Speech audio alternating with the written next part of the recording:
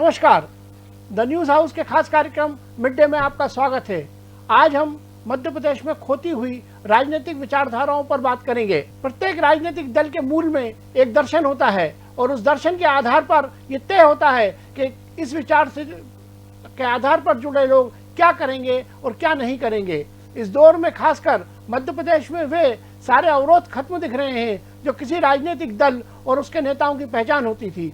अब तो एकदम विपरीत विचार के लोग एक साथ जुड़ ही नहीं रहे हैं, बल्कि सरकार रूपी अधिष्ठान को भी चलाने की कोशिश करते दिख रहे हैं। मध्य प्रदेश राजनीति के वैचारिक क्षण के अंतिम पायदान की ओर अग्रसर है। वो घड़ी नजदीक आ रही है जब आधी जिंदगी कांग्रेस का झंडा थामने वाले भाजपा सरकार के मंत्रिमंडल के सदस्य होंगे।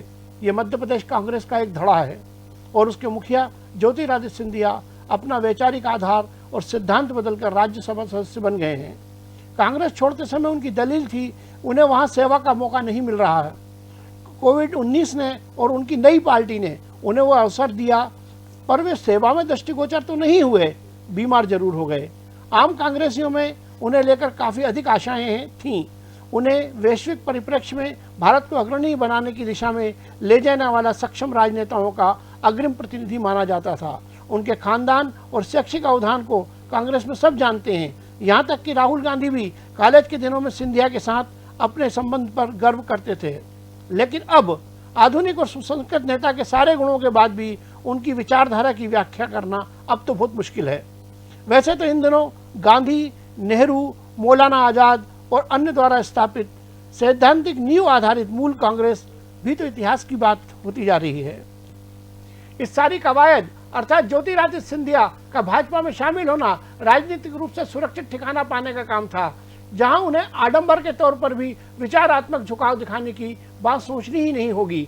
भाजपा में उन्हें वही मिलेगा जो समझौतों में तय हुआ है। वैसे राहुल गांधी और सिंधिया दोनों का बोध जगत संभवतः एक जैसा है। राहुल गांधी पंडित नेहरू के प्रपौत्र हैं तो सिंधिया राजमाता विजयराजे सिंधिया के पौत्र हैं। दोनों की जड़ें विपरीत राजनीतिक धरातल से हैं, लेकिन राजनीतिक और कार्यक्रम संबंधी मुद्दों पर वे एक जगह से चलकर विपरीत दिशा में आ गए हैं। राजीव गांधी ने तो नेहरूवादी दृष्टि पहले ही छोड़ दी थी, वहीं सिंधिया अंततः अपना नाता अपनी पारिवारिक जमीन से जोड़ लिया है। ज्योतिरादित्य के पिता माधवराव सिंधिया को अर्जुन सिंह की मदद से संजय गांधी कांग्रेस पार्टी में लाए थे। राजीव गांधी, सोनिया गांधी या राहुल गांधी की नज़दीकी मंडली में माधवराव सिंधिया जैसे लोगों का प्रमुख स्थान था। इसमें विचारधारा प्रेरित राजनेताओं की कोई भूमिका नहीं थी।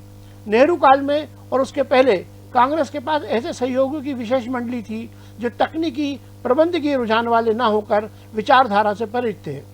हिंदू महासभा को रोकने के लिए कांग्रेस ने पार्टी का टिकट देकर विजयराजे सिंधिया को आगे बढ़ाने का प्रयास किया था। वे पहले कांग्रेस पार्टी में शामिल हो गई थी, लेकिन बाद में वे भाजपा की संस्थापक बनी। आज़ादी के बाद भारत की रियासतों के शासक औपचारिकता सत्ता रचना के लिए अपना वर्चस्व जारी रखना चाहते थे। उनके पास धन या लोकप्रिय आधार की भी कमी नहीं थी। कांग्रेस पार्टी ने उन्हें सत्ता संरचना में समाहित कर लिया। इस प्रक्रिया में रियासतों और कॉरपोरेट घरानों द्वारा प्रायोजित पहली प्रामाणिक दक्षिणपंथी पार्टी किनारे हो गई।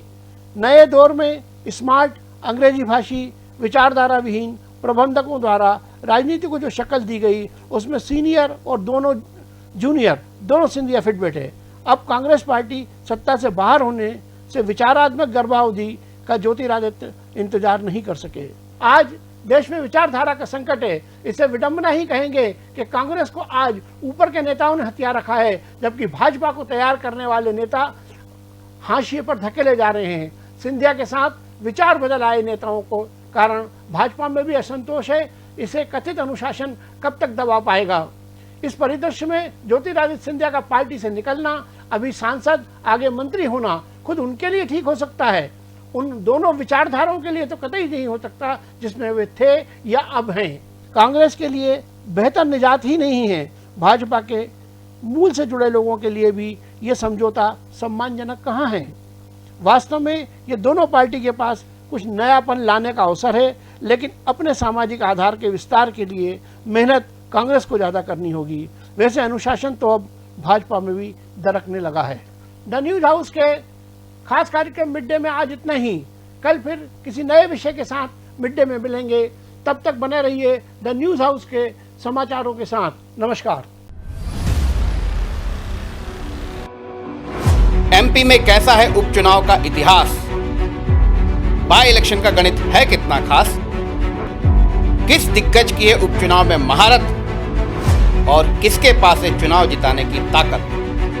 मैं सुशील शर्मा बताऊंगा आपको मध्य प्रदेश के पावर सेंटर्स की कुंडली। देखिए मेरे साथ उपचुनाव के चैंपियन सिर्फ द न्यूज हाउस।